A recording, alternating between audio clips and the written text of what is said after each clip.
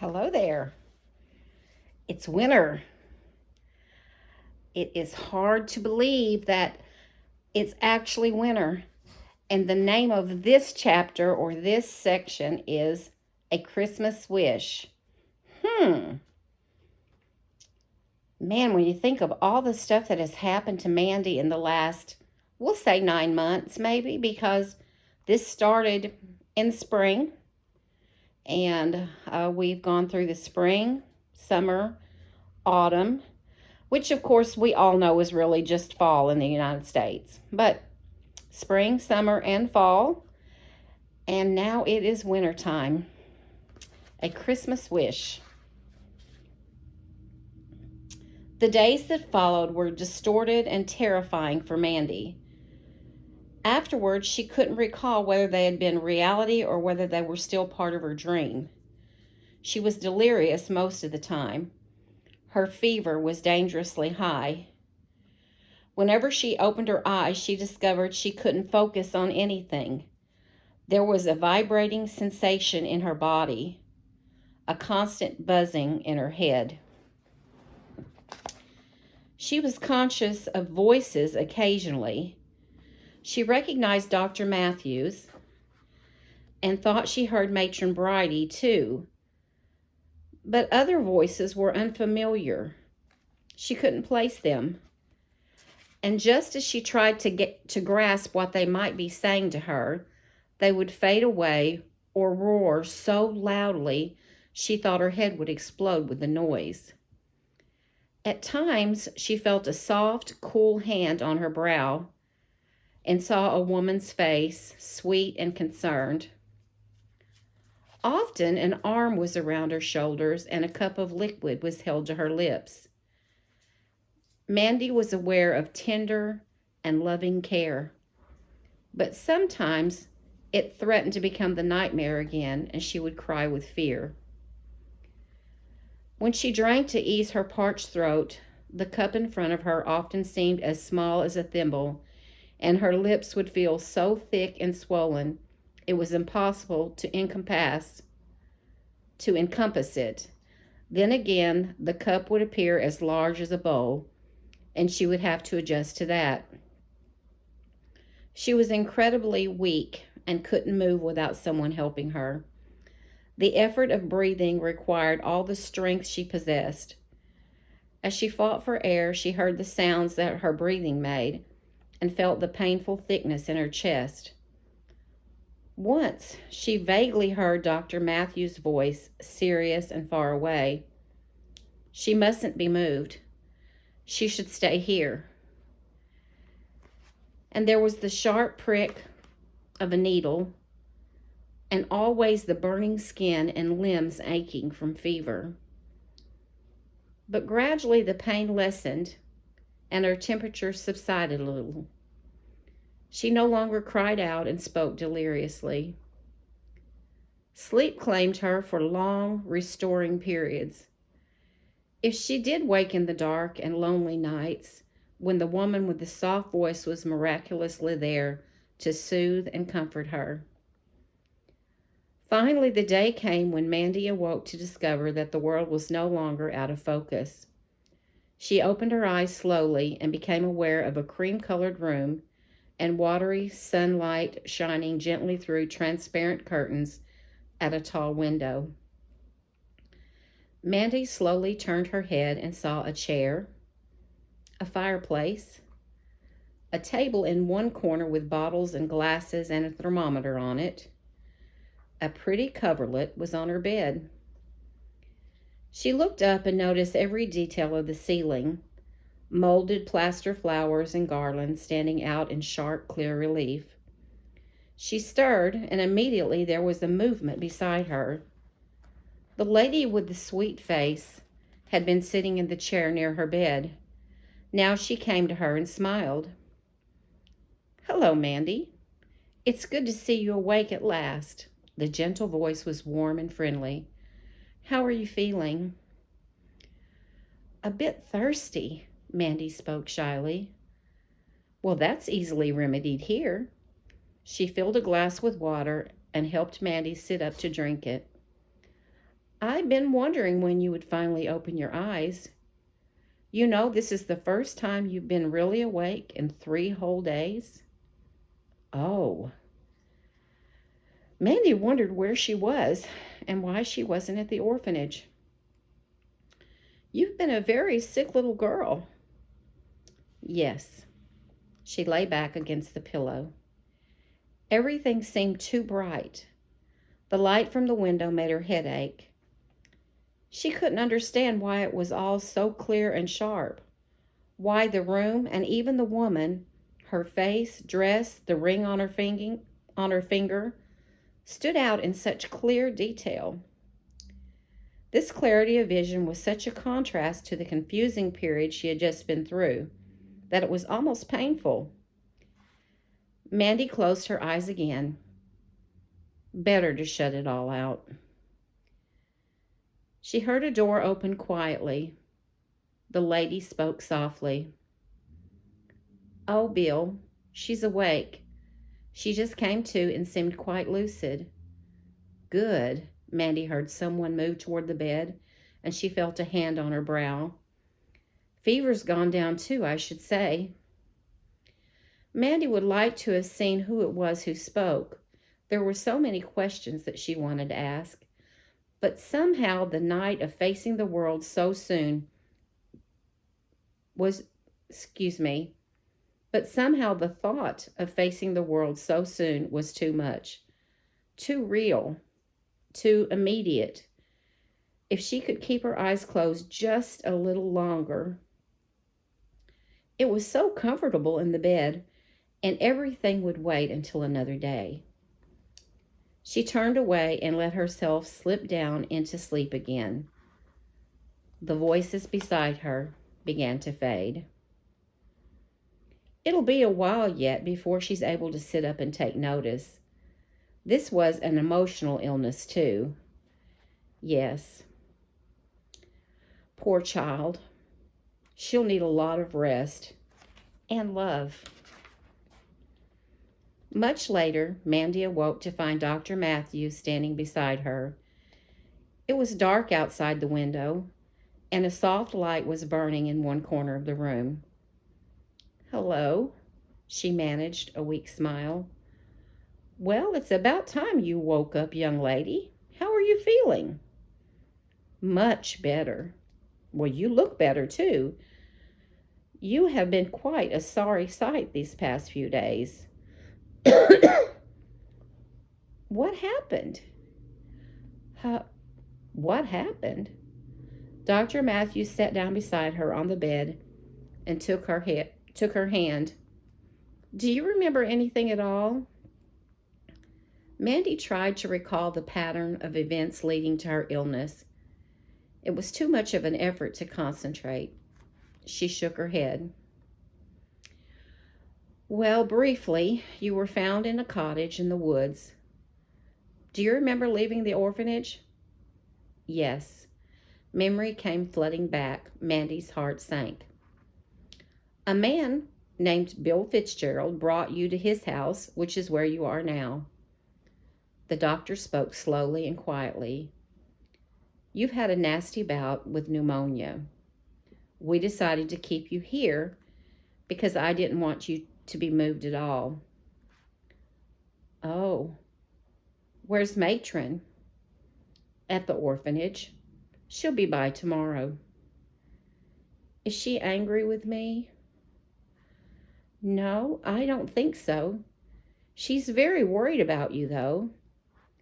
You gave her a bad time there for a while. Oh, dear. Mandy's fingers clutched anxiously at the coverlet. But it's over and done with now. The doctor's voice was firm. The main thing is for you not to worry about anything. I want you to concentrate on getting well. Are you hungry? Could you eat something? Mandy was surprised to discover that she was hungry.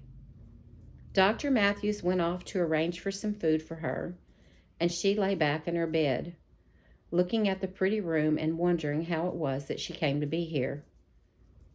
Compared with her room at the orphanage, this room was very large. She wondered if the rest of the house was big too. What did it look like? Was there a garden? She tried to see out of the window, but it was too dark. What would Matron say when she came to see her tomorrow? Would she be annoyed? Would she insist that Mandy be returned to the orphanage? She hoped not.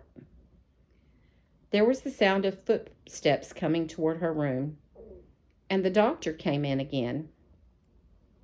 Mandy recognized the woman with him. She carried a tray of food. "Mandy, this is Anne Fitzgerald. This good woman has been with you night and day since you got here." "Hello, Mandy. We spoke earlier, didn't we?" Anne helped Mandy to sit up, and she arranged the pillows behind her. "There. How does that look to you?" She placed the tray on Mandy's knees. Fine, thank you." But she was suddenly too weak to pick up the spoon for the broth, and she lay back listlessly. "Let me help." Anne took the bowl and gently fed Mandy spoonfuls of the warm liquid. Dr. Matthews sat close by and nodded approvingly.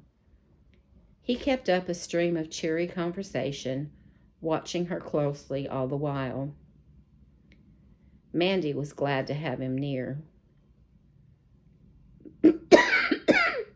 "May I say hello too?" A tall man entered the room and crossed quietly to the bedside.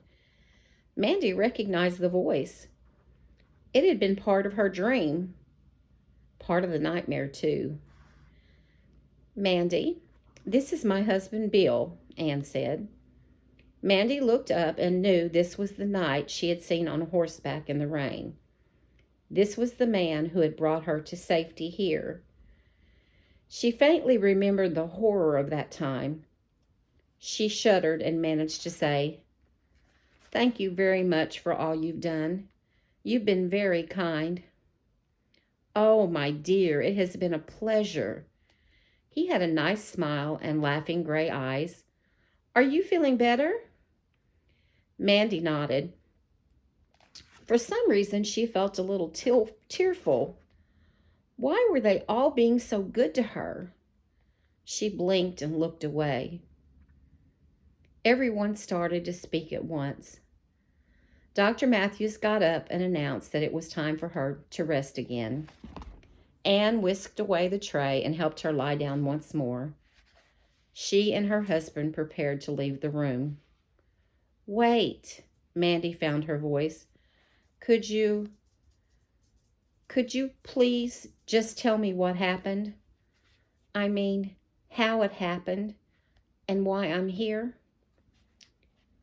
"Well," Bill looked quickly across to Dr. Matthews as if seeking permission to speak.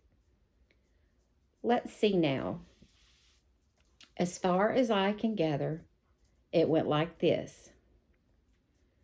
Matron discovered you were missing, but she had no idea where you were. Then a young girl called Sue, I think, is that your friend? Told her that you might be at the cottage, which is on my property, you see.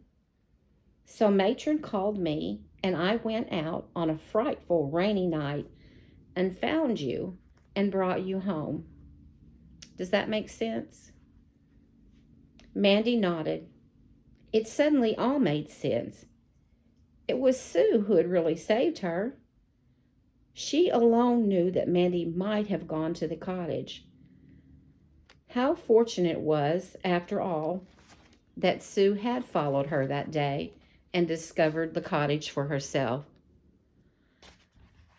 But for that, Mandy might never have been found. It was a chilling thought. Her rescue seemed like a miracle. Dr. Matthews spoke up. "Now, young lady, you may look better, but you've got a lot of convalescing to do. That's enough excitement for one night." He tucked Mandy down in bed. She was exhausted and only too glad to be lying flat on her back again. Bill and Anne said good night, and presently the good doctor departed, also promising to return the following morning. Mandy drifted into sleep and wasn't sure if it was minutes or hours later that she felt the familiar cool hand on her brow. The woman's soft voice whispered, "Good night, Mandy. Sleep well. I'll be here if you need me." The days passed and Mandy improved rapidly. She looked better and felt much better, but she still had a cough that threatened to tear her insides apart. It wasn't long before she was able to feed herself and take notice of much that was going on around her. She met Mary, the middle-aged cleaning woman who came every day except Sunday to help Anne with the house. And she also met Sally, the cook. One cold, clear morning, there was a knock on her bedroom door. An old, thin man entered, his arms full of wood. "Good morning, miss. Is it all right if I light the fire for you?" "Oh, yes." Mandy watched him as he laboriously applied the small sticks and logs to the already crumpled newspaper in the grate. "What is your name?" "I'm called Samson, miss. I'm the butler." He paused to grin at her. Mandy laughed aloud for the first time since her illness. Such a ludicrous name for such a dear old man. She liked him instantly. She became enormously fond of Anne, too, and was anxious when she wasn't close by. Bill came to visit her often, and she listened for and learned to distinguish their footsteps about the house. She was aware of the house itself now. Voices echoed up from the downstairs room, suggesting high ceilings. When a door banged, it had a hollow, heavy sound, and Mandy counted the many steps it took for someone to climb the stairs. These small details gave her the impression that the house was quite large. The impression was confirmed when she got her first glimpse of the view from her window. A beautiful garden was immediately beneath her room, consisting mostly of low, box-hedged areas containing several hundred rose trees. Beyond the formal planting was a large green lawn, leading to a wide stream which separated the lawn from several acres of pasture land. Beyond the fields were miles of woodland stretching as far as Mandy could see. It was a beautiful sight. Mandy's bedroom was obviously in the center portion of the house, for from where she sat in bed, she could see two wings of the building, one extending to her left and the other to her right. Though much larger and grander, it looked a little like the orphanage. The windows were similarly proportioned, and the house was built of the same indigenous stones. Mandy spoke to Anne about it one day. "How long have you lived here, Anne?" "Not long at all. We moved in late this summer." "Where did you live before that?" "Oh, a long way away. But you know, hundreds of years ago, Bill's ancestors built this house. Unfortunately, the whole place was destroyed by a huge fire, and the family lost all of their money and had to sell the estate. Other owners restored the house over the years. It's been Bill's dream to buy it back. All his life he wanted to live here. Just this year it became possible." "How marvelous!" Mandy was enthralled. "Yes, it is, isn't it? I just hope and pray we can afford to keep it all going. The forestry and farming can be very productive one day, but it's a terrible expense at the moment." Anne looked out across the park. "It means such a lot to both of us, and it's such a beautiful place." Her voice was low and loving. Mandy watched her as she spoke, and knew instinctively what she must be feeling. To have waited so long to regain the house, only to have the threat of losing it hanging over their heads, must be enormously worrying. Anne changed the subject. You know, it's so cold out there today. It's just possible we'll have some snow. Before Christmas, too. What date is it? Mandy had no idea. December the 10th. Jonathan will be home from school soon. Jonathan? Our son. You'll like him a lot, Mandy. He's 14 years old and very handsome. Anne smiled in a teasing way. Mandy was taken aback. She hadn't realized that Bill and Anne had a child. She hadn't even given it a thought, in fact. She had been so content with the spoiling and the love that she had received from these two people. Now the thought of sharing it with someone else, someone much closer to them than she was disturbing. She wondered what Jonathan was really like, and if he would like her. She had the vague feeling that she wouldn't like him at all. As Mandy's health improved, she received a stream of visitors. Dr. Matthews came to see her daily, of course, and Matron Bridie visited as often as her busy schedule permitted. Mandy was always a little anxious when she came. She was afraid that Matron would suggest it was time for her to return to the orphanage, and she wasn't ready to do any such thing. But Matron made no mention of it. She didn't mention the cottage or Mandy's behavior the day of the storm either. Far from being angry, she showed nothing but concern. Mandy was greatly relieved. Alice and Ellie visited one day. Alice had baked a cake for her as a surprise. Ellie brought messages and letters from some of the children. Mandy was touched that they thought of her, but this too made her anxious. Any reminder of the orphanage was unpleasant at the moment. Thoughts of the past were very painful. She herself never once mentioned the cottage. It was as if it had never existed. Sue was the most important visitor.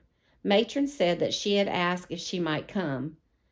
Mandy, somewhat hesitantly, agreed. Sue arrived one cold, cloudy afternoon holding a small bunch of brightly colored anemones, which she shyly handed to Mandy. Hello, Mandy. Are you feeling better? Yes, thank you. Jake sent these flowers to you. They come from Mr. Simple's shop. He thought they would cheer you up and look nice in your room. Sue looked around. It is a lovely room, isn't it? And a super house. I haven't really seen it yet. Oh, it is huge, Mandy. It takes ages to get here. You come down this long drive, and you know that gate in the wall we found when we went exploring? Well, it's all part of this place. Yes. I suppose it was the owners who put the padlock on it. Yes. What are they like? She was asking questions again. Mandy wished she wouldn't. Oh, they're very kind. She tried not to make her voice too abrupt. I met the lady. She seems nice. There was a pause. Sue looked down at the floor and then said almost fiercely, You are lucky. Mandy was startled. Why? Oh, I don't know. Everything seems to happen to you. You're always the one who goes and does something. I never seem to have any good ideas like you do. You know, you found the cottage, and now all this? She indicated the house and the beautiful garden. It was a sad gesture, a little hopeless. Mandy's heart softened. She wished she could explain to Sue how often it was that she felt lost and lonely. She opened her mouth to speak, but Sue interrupted. Mandy, I hope you didn't mind my telling Matron about the cottage. I didn't want to. I wasn't going to tell on you or anything, but I got sort of frightened. Oh, Sue, Mandy spoke with all the sincerity she felt. I am so glad you did. Yes, but I know you wanted to keep it a secret. If you hadn't told about it, I might never have been found, might I? No. Oh, gosh. Sue looked at Mandy, her face solemn, her eyes filling with tears. So you see, it's really you who saved me, and I have to thank you. Mandy felt tearful too, and suddenly the girls were embracing each other and crying and laughing at the same time. It cleared away the awkwardness between them. They both felt better afterward. Sue sniffed and blew her nose, and Mandy was so full of emotion that she coughed her hollow cough, and it sounded so terrible that both girls burst out laughing again. They had tea and some of Alice's cake and spent a pleasant afternoon together. When it was time to go, Sue hesitated at the doorway.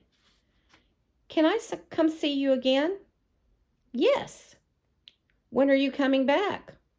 I don't know. It's awfully quiet there without you. The attic seems ever so empty. I expect it'll be soon. Mandy spoke the words bravely, trying to be cheerful for Sue's sake, but she wished with all her heart that she need never think about going back to the orphanage again.